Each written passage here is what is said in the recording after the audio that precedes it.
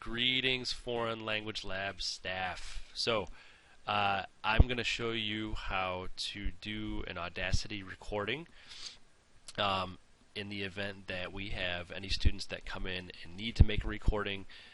This is exactly what you could do to show them. Also, if I'm not here. Of course, if I'm here, I'm happy to show them. But in case I'm not, this is exactly what you would need to do to get them on their way. And it's also useful for you if you ever need to make a recording. So on each of the lab computers we do have a program called Audacity.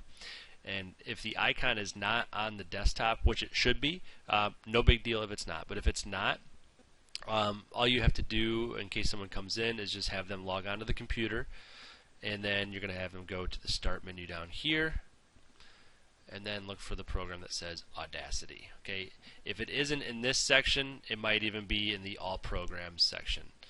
Okay, and apparently my computer is delaying right now. There we go. Okay, so you can go to that, and you can see it's also listed right here. So I'm going to go ahead and open up this program. It might take a second.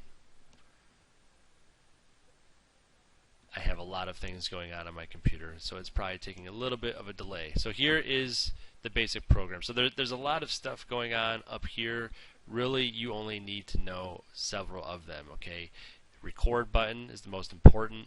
Stop, pause, play. Okay, and then we have the file. We'll get to that all in a second. So to make a recording, and also you need to make sure that your volume is turned up on your computer. Okay, that does help.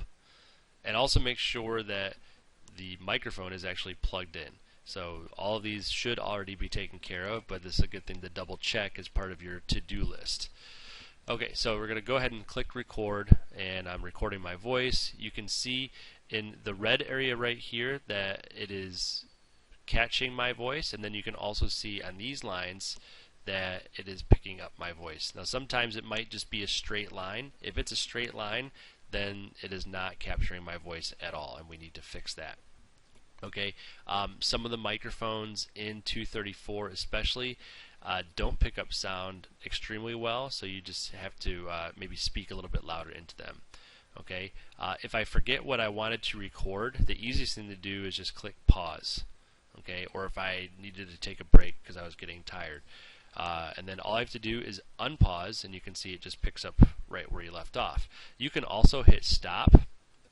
Okay, if I wanted to take a break, for instance, I have my students make recordings, and sometimes they have to answer several questions, and they want to take a break in between each response.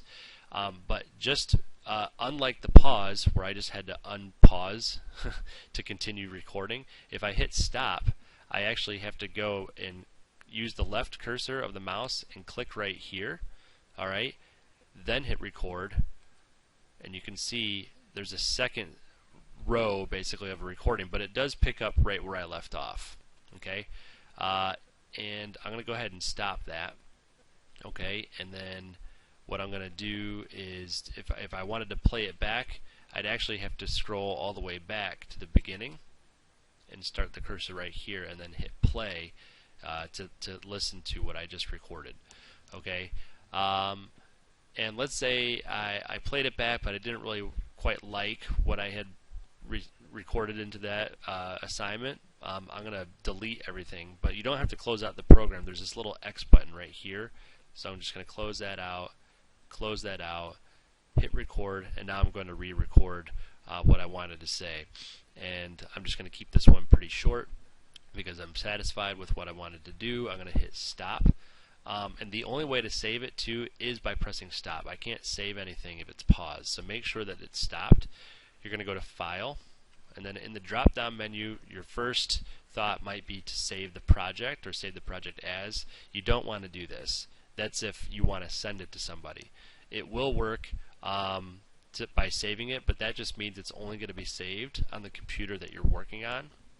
And what you'd want to do is actually export it as a WAV or export it as an MP3. I'd recommend exporting it as an MP3 because it's not going to be quite as big of a file. It's not going to take up as much space as a WAV file would. And also be sure if students come in to ask, If they say, well, I just want to save it as a project, just tell them that if you save it as a project and try to export it and send it to their professor, they're not going to be able to hear it on their end. So we're going to export it as MP3,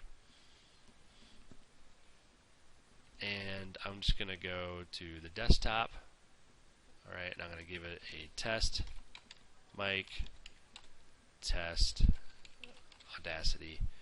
Click save. Now you might get a different looking box that shows up. I think the newer version of Audacity is a little bit different looking. Basically, you just want to hit OK, and then you can see it's recording, and I am now good to go.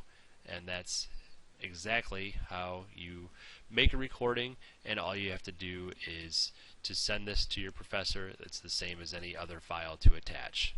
Thank you.